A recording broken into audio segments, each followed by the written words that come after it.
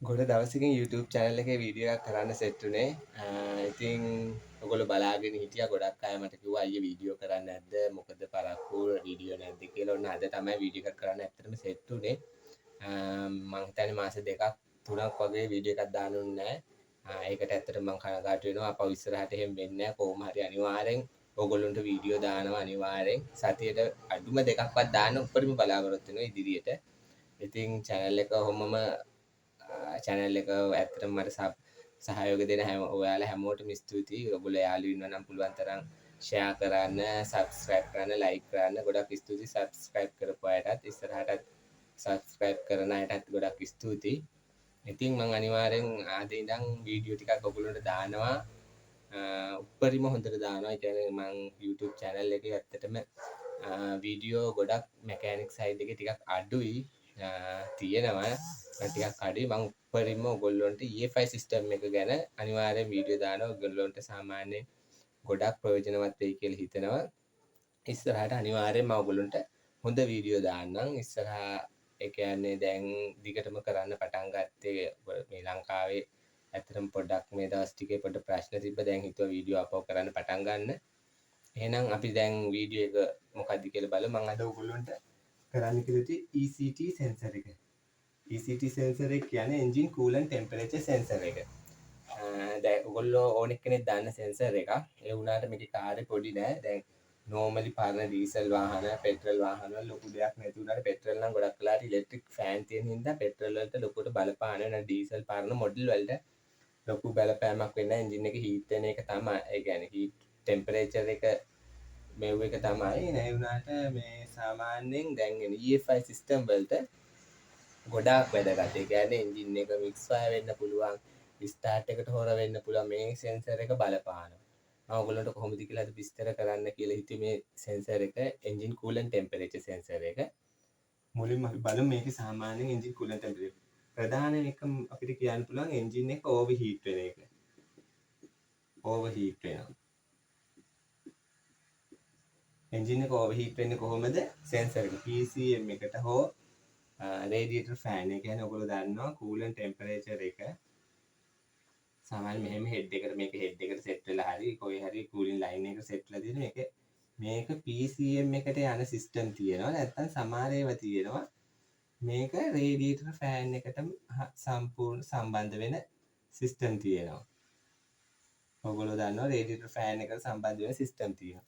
වර්ග දෙකක් තියෙනවා. සමහර සිස්ටම් තියෙනවා cooling temperature sensor දෙකක් තියෙනවා. ඒ කියන්නේ එකක් engine management system එකට තියෙනවා gauge එකට ඒවට. අනිත් එක radiator system එකට. ඒ කියන්නේ radiator එකට. තනි එකකින් ඒ කියන්නේ තනි fan එක අපි හිතමු මේ cooling temperature sensor එක තනි කර radiator එකට එන system එකේ කෙලින්ම radiator එක on වෙන්නේ නැති වෙන්න පුළුවන්. cooling temperature sensor එක වැඩ කරන්නේ නැති. PCM එකට යන system උත් තියෙනවා. PCM එකට ගියාම PCM එකෙන් cooling temperature sensor එකේ ඩේටා ගන්නවා. ඒ කියන්නේ කොච්චර ටෙම්පරේචර් එකක් තියෙනවද කියලා බලලා ඒ හරහා තමයි PCM එකෙන් තමයි රේඩියේටර් ෆෑන් එක ඔන් කරන්නේ. එතකොට කූලින් ටෙම්පරේචර් එක සෙන්සර් එකේ සිග්නල් PCM එක කරා අරගෙන PCM එකෙන් තමයි රේඩියේටර් ෆෑන් එක ඔන් කරන්නේ. තව සිස්ටම් එකක් තියෙනවා PCM එක සම්බන්ධයක් වෙන්නේ නැහැ. ඩිරෙක්ට් මේකේ ලයින් එක ඒ කියන්නේ ඩිරෙක්ට් මේ ලයින් එක හා සම්බන්ධලා මේක ඒ කියන්නේ රේඩියේටර් ෆෑන් එකක් සම්බන්ධ වීමක් තමයි තියෙන්නේ රිලේ එකක් හරහා සම්බන්ධ වෙනවා. ඒ සිස්ටම් එක වෙනම ඔයගොල්ලන්ට පැහැදිලි කරනවා. ඒ වයරින් සිස්ටම් එක මේක මම දැනට මේ කියන්නේ ටෙම්පරේචර් සෙන්සර් එක වැඩ කරන විදිය. ඕවර් හීට් වෙන්න බලපාන. මොකද ඕවර් හීට් වෙන්නේ කොහොමද? කූලින් ටෙම්පරේචර් එකේ වැරදි අගයක් හෝ වැඩ කරන්නේ නැති වෙන්න පුළුවන්. ඒතකොට රේඩියේටර් ෆෑන් වැඩ කරන්නේ නැහැ. දැන් PCM එකට අපි හිතමු PCM එක හරහා වෙනවා නම් PCM එකට අපි හිතමු බොරු වගේ දැන් මෙයා කියනවා ලෝ අපි 20 සෙල්සියස් කියලා PCM එකට කියනවා 20 සෙල්සියස් තියෙනවා. ඒතකොට ෆෑන් වැඩ කරන්නේ නැහැ. මොකද ෆෑන් එක වැඩ කරන්න යාට අඩුම 90 සෙල්සියස්වත් තියෙන්න ඕනේ PCM එකෙන්. එතකොට තමයි මේ PCM එකෙන් එතකොට තමයි ෆෑන් ඔන් කරන්නේ. නැත්නම් මෙයා 20 වගේ සෙල්සියස් වගේ පෙන්නවා PCM එකෙන් ෆෑන් එක ඔන් කරන්න රේඩියේටරේට අවස්ථාව දෙන්නේ නැහැ. මොකද එයා හිතන්නේ 20 කියලා. ඒකට ඇත්තටම 90 තිබ්බට වැඩක් වෙන්නේ නැහැ. එතකොට එන්ජින් එක ඕවර්හීට් වෙනවා. ඕවර්හීට් වෙන ක්‍රමය තමයි ඕක. අනිත් එක අපි අනිවාර්යෙන් PCM චෙක් එන්ජින් දැන් අලුත් මොඩල් වල චෙක් එන්ජින් ලයිට් එක පත් වෙනවා.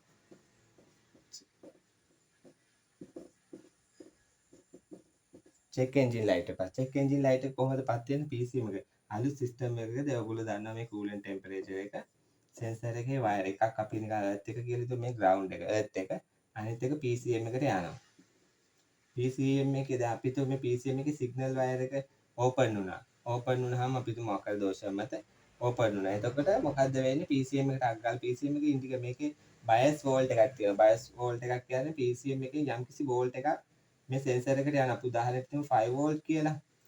ඒක බයස් වෝල්ට් එක. මම ඒක ඔයගොල්ලන්ට පස්සේ පැහැදිලි කරන්නම් මොකක්ද මේ සිස්ටම් එක කියලා. ඒ 5 එතකොට මේ සෙන්සර් එකේ අගේ නැතුව කෙලින්ම 5 වෝල්ට් PCM එකෙන් කියවනවා. ඒතර PCM එක දන්නවා හරි එන්ජින් එකේ දෝෂයක් තියෙනවා. සිස්ටම් එක ඔන් කරන්න දානවා මේ එන්ජින් ලයිට් එක. දැන් සමහර සිස්ටම් තියෙනවා මෙතනින් ඕපන් වෙන්නේ නැහැ. කූලන්ට් ටෙම්පරේචර් එකෙන් ඕපන් වෙලා තියෙනවා. දැන් කූලන්ට් ටෙම්පරේචර් එක සම්බන්ධ ඇතුලේ රෙසිස්ටන්ට් එකක් හරහා ඒක ඕපන් වෙන්න පුළුවන්. ඒක ඕපන් වුණොත් ඒත් ඒකම තමයි PCM එකෙන් දාන්නවා සිස්ටම් එක මල් ෆන්ක්ෂන් කෙලින්ම චෙක් එන්ජින් ලයිට් එක පත්තු කරනවා. ඒ වගේම තව එකක් තමයි ෂෝට් වෙන්නත් පුළුවන්. දැන් ඔයගොල්ලෝ හිතන්න මෙතන ඇත් එකනේ. ඒක ෂෝට් වෙන්නත් පුළුවන්. ෂෝට් වෙනවා කියන්නේ ඔයගොල්ලෝ හිතන්න දැන් මේකත් බොඩියට කොයි හරි බොඩි එර්ත් එක මේ ග්‍රවුන්ඩ් එක මේකත් බොඩියට එර්ත් වෙන්න පුළුවන්. බොඩියට එර්ත් වුණොත් ඒත් එතකොට මේ පැත්තෙත් එර්ත් මේ පැත්තෙත් එර්ත්. එතකොට PCM එක දන්නවා මේක ෂෝට් වෙලා තියෙන්නේ. එතකොට ඒ චෙක් එන්ජින් ලයිට් පත් වෙනවා. ඔකයි PCM එක චෙක් එන්ජින් ලයිට් එක පත්තු කරන්න පුළුවන්. ඒ වගේ ක්‍රම මත අපිට තව එකක් තියෙනවා ස්ටාර්ට් එකට හොර වෙන්න පුළුවන්. ස්ටාර්ට් එකට හොර වෙන්න පුළුවන්. ස්ටාර්ට් එක ඩිෆිකල්ට්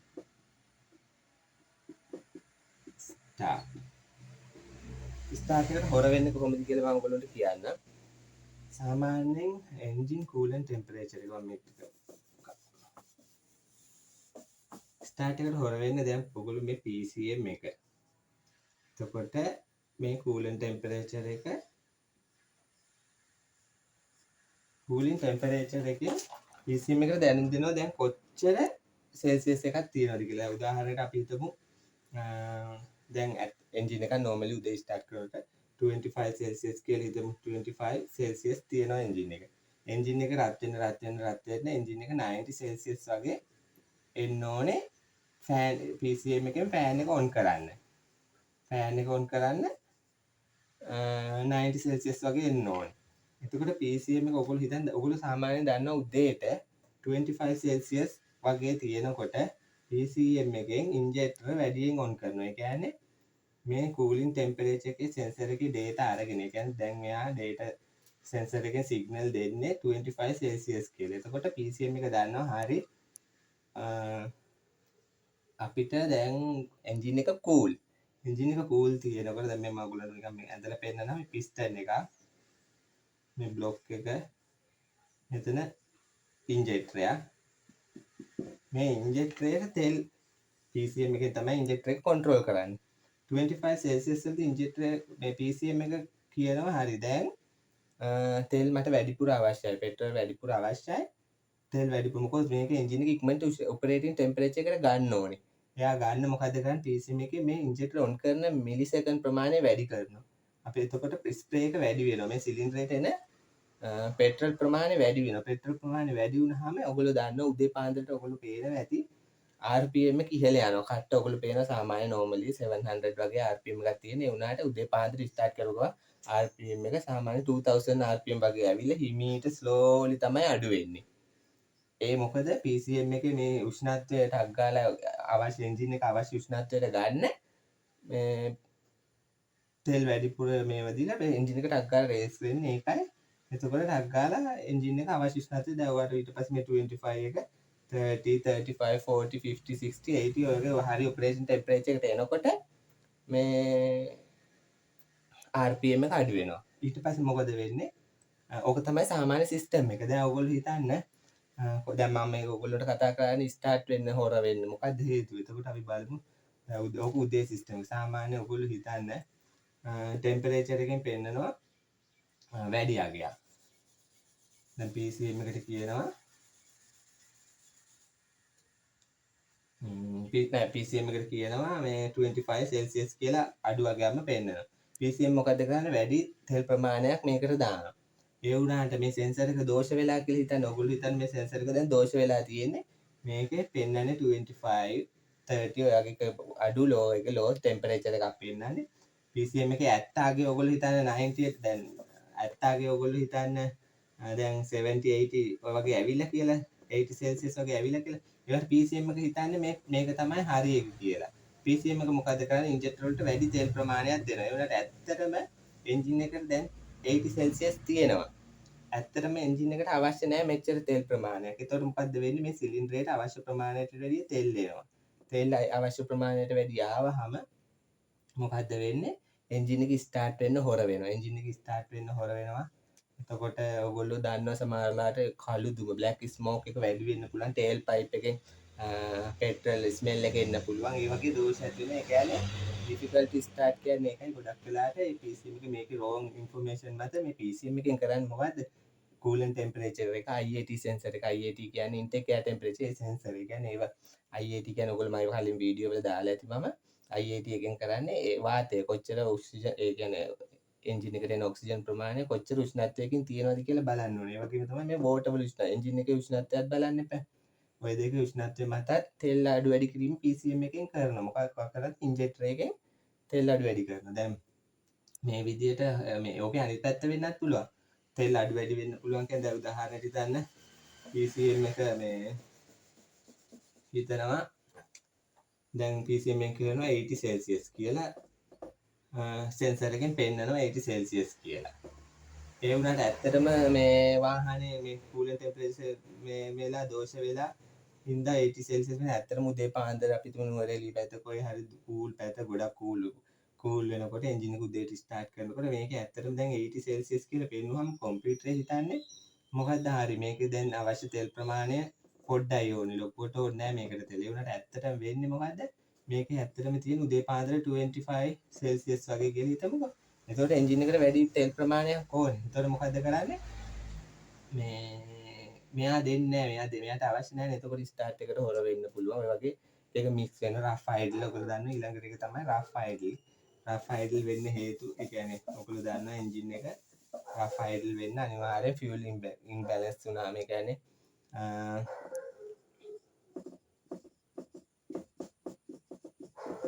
ෆියුල් ඉම්බැලන්ස් ඒ කියන්නේ රෆ් අයිඩල් එකක් ඇති වෙනවා හෙසිටේෂන් එකක් ඔය වගේ වෙන්න පුළුවන් කූලන් ටෙම්පරේචර් මොකද හේතුව ඔක්සිජනුයි ෆියුලුයි මැච් වෙන්නේ නැහැ සමාන වෙන්නේ නැහැ සමාන වෙන්නේ නැතුනහම රෆ් අයිඩල් ළඟ වෙනවා ඒ වගේම තමයි රේඩියේටර් ෆෑන් ඔන් කරන්නත් බලපානවා 100%ක් මොකෝ සමහර ඒවා තියෙනවා දැන් අලුත් කාර් වලට එනවා කූලන් ටෙම්පරේචර් දෙකක් එනවා එකක් එනවා PCM ඒ කියන්නේ PCM එකට ගේජ් එකට වගේ එනවා අනිත් එකක් රේඩියේටර් ෆෑන් එකට එනවා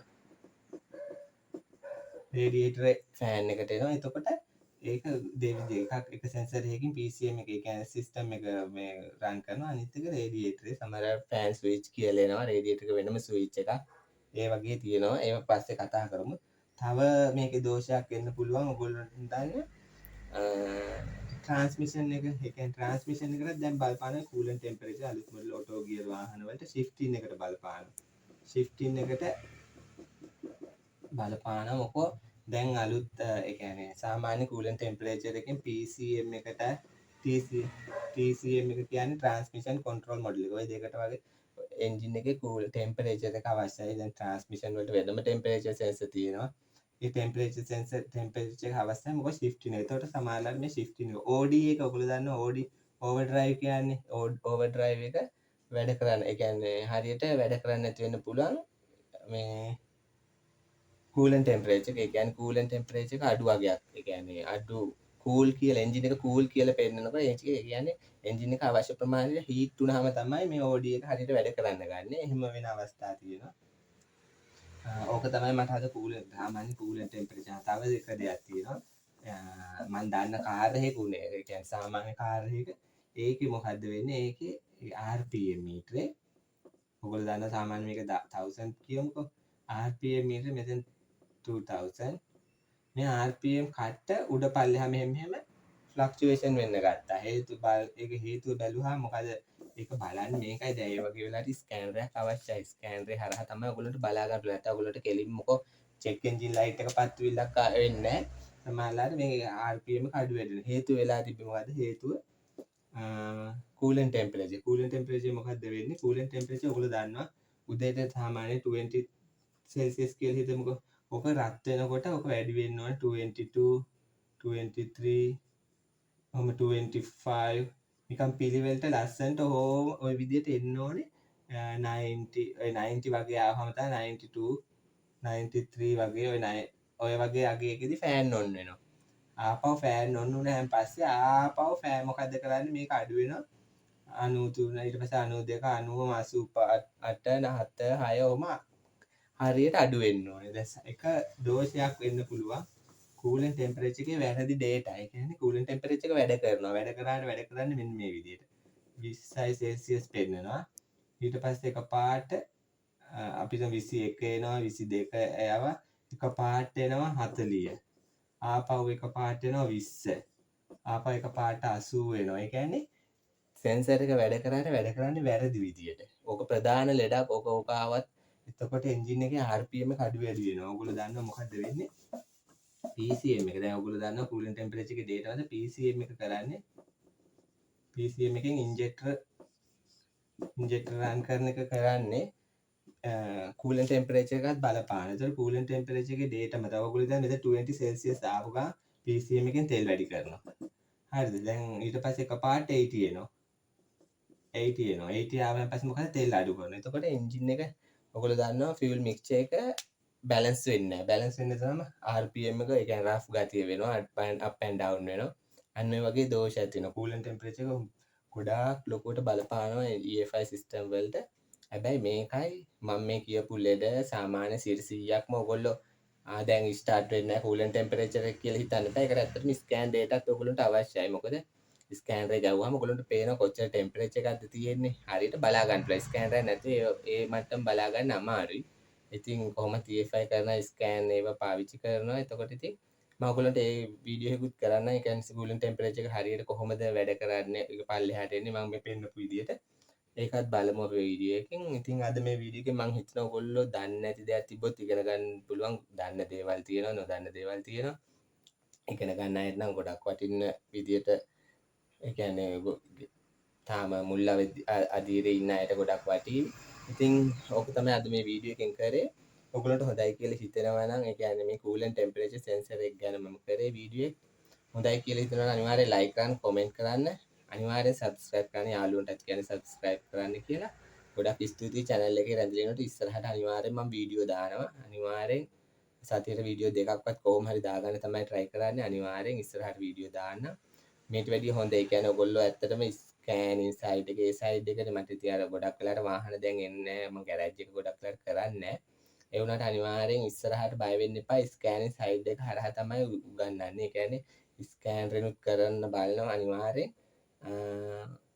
ඒ වගේම මේ වැඩ කරන විදිය මම වෙන වීඩියෝ වලින් හරි කෑලි කපලා ඔයගොල්ලන්ට අනිවාර්යෙන් කොහොමද වෙන්නේ කියලා 100% ඔයගොල්ලන්ට ඒක අනිවාර්යෙන් සලස්වනවා. ඒ කියන්නේ ඔයගොල්ලන්ට වීඩියෝ එකක් මගේ වීඩියෝ එකක් නොවුනත් මම මේ වීඩියෝ කපලා ඔයගොල්ලන්ට හරියට කොහොම හරි හදලා දෙන්න. ඔයගොල්ලන්ට ඉගෙන ගන්න. ඒ කියන්නේ ඔයගොල්ලන්ට වෙන්නේ මේකයි මොකද්ද වෙන්නේ කියලා අනිවාර්යෙන් වීඩියෝ වලින් කරන්න. ඔන්න අදට ওই වීඩියෝ එක මෙතනින් මම එහෙනම් නවත්තනවා. ඔයාලා හැමෝටම ස්තුතියි, ගොඩක් ස්තුතියි මගේ මේ වීඩියෝ වල රැඳිලා ඉන්නවට. එහෙනම් ඔයාලා හැමෝටම සුබ දවසක් කියලා අද මම මේ වීඩියෝ එක මෙතනින් නවත්තනවා.